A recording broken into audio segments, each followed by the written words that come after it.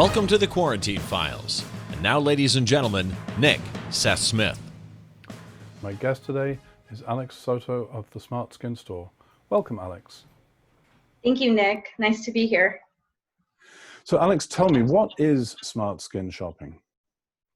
Smart Skin shopping is really using common sense to determine what is most important to buy for you in this moment. Before you buy any product, first you need to know, is this a want or is this a need? If it's a necessity, you have to qualify yourself.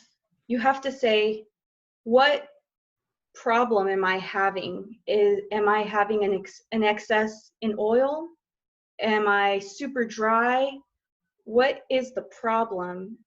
That's where you start to find the solution.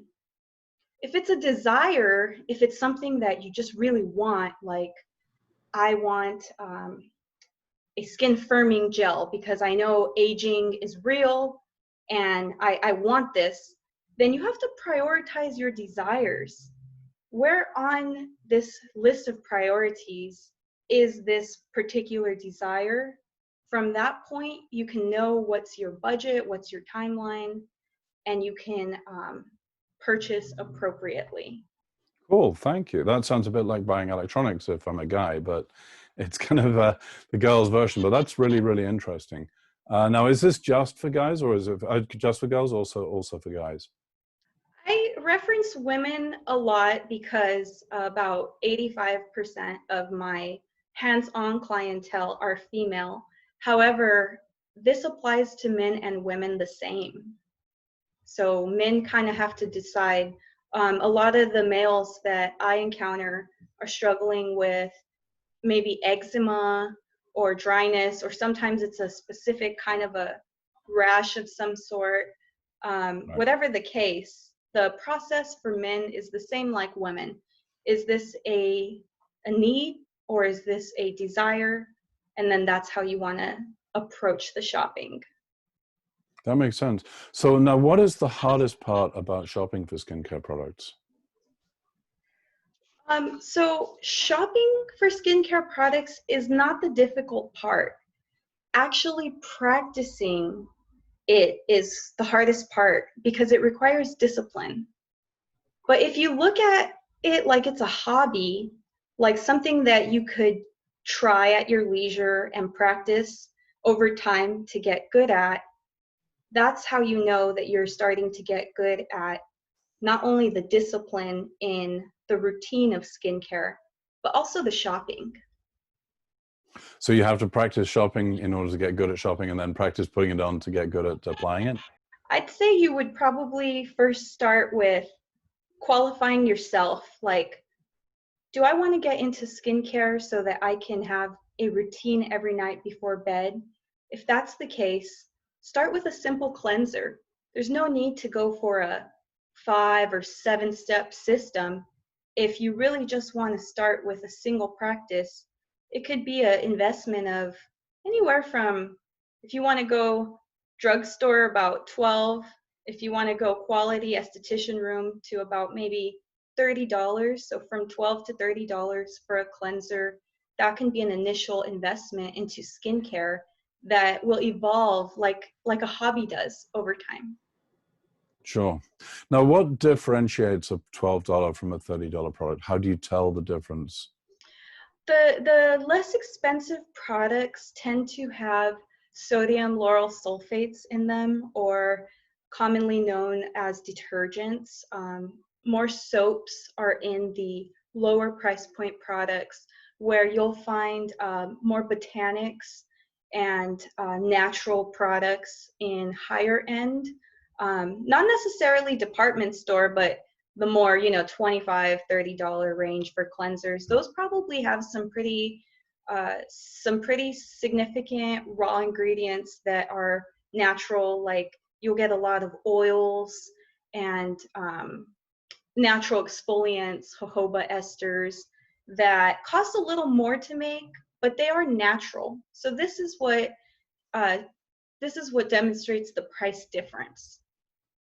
And the benefit to the natural products over the sodium lauryl sulfate, what is that? Well, when we're putting soap on our skin doesn't really like it. It's being stripped of its natural oils that protect us. And when you apply natural oils to natural oils, a natural cleansing process takes place instead of the harsh soapy detergent wash that many of us are familiar with and are just really in more recent decades getting used to the fact that oil cleans oil too. So Got that's it. the difference. Yeah. Cool. Now that really helps me. Thank you to understand. So obviously we're in very difficult times at the moment. How has your industry changed with COVID, and has anything positive come out of it for your industry? That's a great question, Nick. A lot has changed for my industry. I have been hands off since the mandate went into effect. So my industry is now looking a lot like this interview, actually, where I'm consulting via Zoom and actually showing clients in a mirrored fashion how to use best practices. But the thing that COVID has brought to light, I'd say, is we are all so aware now of how often we are touching our face because this virus is transmissible by in that way by us perhaps touching a surface and then touching our skin and then those droplets getting into our respiratory system. I think there's a huge awareness now of how often we touch our face and how dirty our hands really are. So if there's one good thing that has come from COVID-19, I'd say it's the awareness of our skin and our cleanliness and sanitation. Well, I guess also wearing a mask a lot of the time is going to help as well, because then you're touching the mask instead of touching the face. It has been helping, but a lot of my clients have expressed concern of breakout in the areas of the mask and that's because you have to wash your mask too. So which I guess you're washing with a detergent. Yes, and there's natural detergents and there's washing by hands. And I guess sneak peek here, I'm currently creating some content in the form of videos to show brief, maybe 30-second, 60-second tips on cleanliness, sanitation, and yes, one of those will include hand washing your mask. So cool. More education to come. Well, that's a perfect segue. Tell me, where can our listeners see that? Where can they find that content? Perfect. So the educational content will be available June 1st on www.smartskinstore.blog. That's B as in boy, L-O-G. Okay, thank you.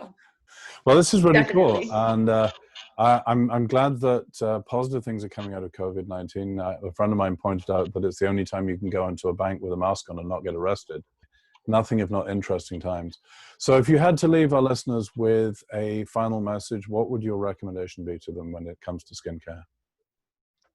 I'd recommend you cannot wash your hands enough in these times, and you definitely need to be wearing SPF every day that you're going to step foot outside the house. Thank you, Alex. So this is Alex Soto of smartskinstore.com.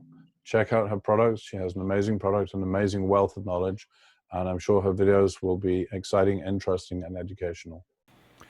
That wraps up this episode of The Quarantine Files. This is Nick Seth-Smith, and I look forward to seeing you for the next episode when we'll interview another business owner and find out what it takes to survive and thrive during COVID-19. Take care, and thank you for watching.